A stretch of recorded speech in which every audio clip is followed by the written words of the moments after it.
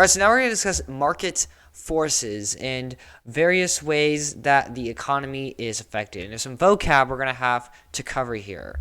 So the first one's capital. Capital just means your cash that you have on hand. You may refer to this as liquid assets. Then you have private ownership, and this refers to individuals, so people, consumers, or sometimes producers, or entities like a corporation or a business that holds exclusive rights to assets, businesses, if they own any, or property. And this allows for autonomy, essentially a form of sovereignty over how they use those businesses, how they use those assets, how they utilize that property and obtain and retain profit. So obtain, earn profit, and retain, keep that profit. Then we have public ownership, which refers to the collective ownership, often by a government or public at large, aiming to serve the broader societal goals. So public ownership, in a sense, refers to government-led organizations. So public is if you're on public versus private property. Public property is anything that the government provides, like the sidewalks or the courthouse. That's public property. But private property is typically owned by individuals or businesses. So Walmart is private property. Gas stations are private properties, just for examples. And public ownership is overseen by the government, public entities, and they're regulated by such groups as well. And then basically the opposite of public ownership is private ownership. And privatization is the process where these public companies, these state-owned enterprises, are transferred to private owners, individuals. And this is typically done to increase the efficiency of these enterprises, as well as cut government spending. So they're no longer spending money on the labor and methods to exercise these enterprises. Now, nationalization is the opposite of privatization. You're transferring ownership from a private group of people, a private person, a private organization, to the government, to this public entity. And this is typically done to increase the overall social welfare of the entire country, because the federal government oversees the entire country, as well as to protect national interests and regulate the overall economy of the country. So let's talk about special economic zones. If you took AP Human Geography, you probably have heard of these. If you haven't, well, this is it for you. In China's our only example for this course. Special economic zones are areas that are typically on the eastern region of the country, because that's where the coast is. They're by the ports where exports go. They're designed by the government as specific and special regions that have different economic policies than the rest of the countries. It has its own economic laws. And this is to attract foreign direct investment for the private businesses of China. Now, policies that have allowed special economic zones and the experimentation with these new and regional-based policies began with a bunch of other economic liberalization reforms to attract foreign direct investment in the late 70s. And these clusters on the East Coast are near where those urban agglomerations or megacities are. So our urbanization, which occurs mostly on the East, is going to be where our special economic zones are located. All of those manufactured goods in the factories in the cities are going to be exported at the ports where the special economic zones are. And as I said, this is export oriented. It's convenient for shipping and provides access to container ports and global shipping routes. So this is a map from an old AP Human Geography exam showing where the main clusters of these special economic zones are located. So we can see here definitely on the East Coast by where a lot of the cities are. If you look at where Shanghai is up in the top, there's a lot of different special economic zones going on right there. And then the table on the right gives some examples of products that are particularly produced, manufactured, and exported from those cities, and how much it contributes to global production. And this actually does vary by year. So in 2016, 90% of global brand products was produced in, I don't even know how to say that town's name.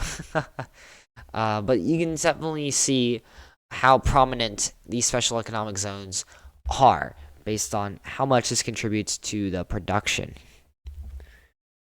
More about special economic zones. Special economic zones may include low minimum wages for workers, resulting in cost savings for foreign investors. You remember I said you got to attract foreign direct investment. So if I'm looking to invest in a business, I'm going to look in a business that's going to make the most profit, because that's going to make me the most profit. And if you have to pay more for workers, you're not going to make as much profit. So if you have areas that have low minimum wages, that means that you can make more money for profit. You also have reduced tax rates. You're spending less money to the government. You may have tax exemptions to foreign investors. There could be no tariffs, which are known as custom duties. And these are taxes on imported materials and parts that can be re-exported. So if we have these taxes, it's basically reducing tax rates again, then I'm going to be more attracted to investing. Giving foreign firms the right to hire and fire employees, basically giving them more autonomy over their corporations, as well as providing access to China's large labor pool of low-cost labor. So that low minimum wage labor, if I have access to it, I'm going to save money, I'm going to invest.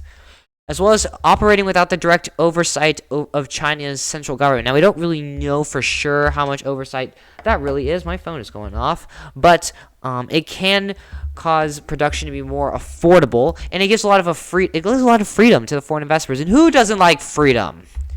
It also can permit foreign ownership of business enterprises, encourage foreign investors to own and operate businesses in China.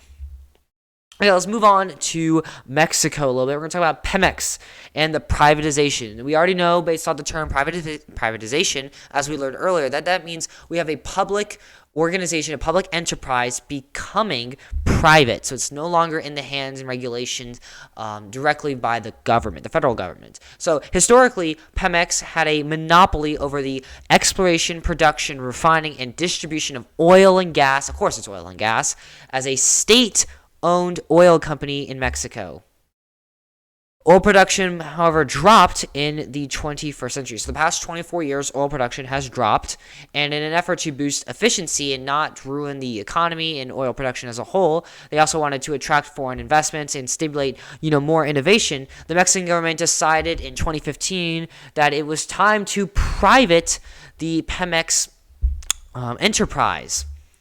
And this has led to a variety of competition within the economy. If you have the government to no longer compete with, it's going to bring about some innovation here. So you're going to have multiple players now participating in various parts of the industry, multiple oil producers, refiners, distributors, because that monopoly is diminishing. And this has also reduced a dependency on a single entity or good. If you have a monopoly over a good, if that good goes down in value, the economy is going to suffer. However, the privatization has raised recent debates over the balance between economic liberalization, where the government gets less involved in the economy, as well as strategic interests, as well as monopoly concerns over should have Mexico had Pemex in the first place, should it have been privatized decades ago. What about economic inequality? If you have more competitive practices, are they going to be concentrated more in the north and the south? What about long-term planning? Is this really going to help Mexico in the long run? What about sovereignty? Mexico no longer has control over the state oil anymore, as well as environmental sustainability. If the Mexican government has different environmental agendas and beliefs than these private practices, then the one may not get along, and that's not going to help stability. And two, environmental practices are going to differ on an enterprise by enterprise basis here. All right, let's talk about the NNPC. Just more and more abbreviations for you, because I'm not going to spell anything out for you. So the Nigerian National Petroleum Corporation, the NNPC, is a state-owned company. It's public, and it often partners with oil and energy multinational corporations, such as Shell Global. You've probably seen Shell on the side of the road or off the interstate or exit 102 by the barbecue place. I don't think that's a Shell there, though. And yeah. These joint ventures contribute to the development of the country's energy sector, of course, because petroleum oil is a form of energy, because it attracts foreign investments, Shell, and promoting the adoption of advanced technologies. The partnerships here that we've discussed, so Shell Global and British Petroleum, will enhance oil production and efficiency, particularly with their investments. They're going to innovate more and bring about new technologies. It's also going to explore new reserves where oil has not been extracted yet. That's a lot of supply there, and improve overall industry performance and lead to economic growth because money talks. That's the long run goal here. All right, we're going to talk about natural resources a lot. So Russia's government prosecuted a oil business owner, and he had to force his oil company to be sold at auction to an energy company that was mostly public, not entirely, but mostly public, to the Russian government. So it went from private to the public, essentially. And Putin also likes to limit foreign direct investments. Of course, he likes to keep those domestic investors and emphasize right control over Russia's energy reserves. So he's not in favor of private practices regarding natural resources in Russia. And this is kind of different than what we've been seeing in Mexico with their privatization. We're seeing more nationalization. However, let's look at the UK. The UK has a lot of private control over natural resources, actually the most private control out of our 6 core countries. However, China has the least, no surprise. And the trend we're seeing here, the trend that you're supposed to be catching on to, is that the authoritarian regimes have more public control over the natural resources, and our democratic regimes have more private control over the natural resources, or they're transferring to more private methods, for the most part, though. Now we got to talk about government responses to these global forces. With the whole world coming at them, what are they going to do? So they want to improve domestic economic conditions.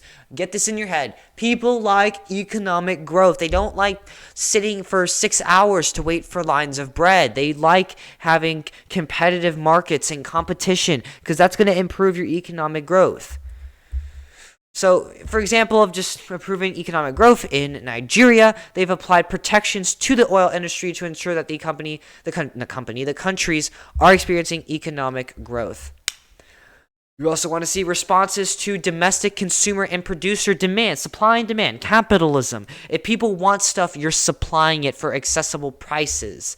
So, for example, in Iran, which I haven't discussed yet, has focused on developing its industrial capability, so its manufacturing, particularly in technology, and to reduce reliance on foreign imports, because that's going to cost them money to import. So if they can save the money on the imports and produce their own goods to use within the country and to trade, they can make a lot more money and improve their economy. And if they're making it within their country, they can respond to the supply and demand of their country as well and what the citizens want related to technology.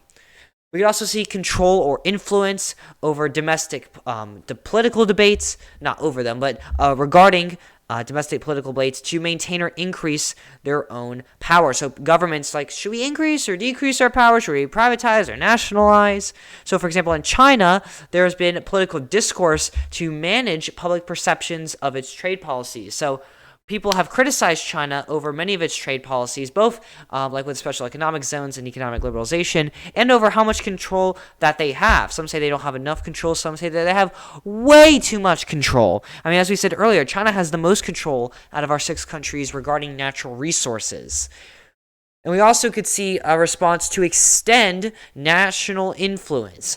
Regionally and internationally, basically putting themselves on a pedestal on the international market and into the world. They're stepping up on the stage a little bit. So in the United Kingdom, they're a big global financial hub. They're kind of a big center here economically in London to extend their influence internationally within the financial system. As we said earlier, there's a lot of trading that goes on at the end of the Asian day and the beginning of the North American day of Wall Street.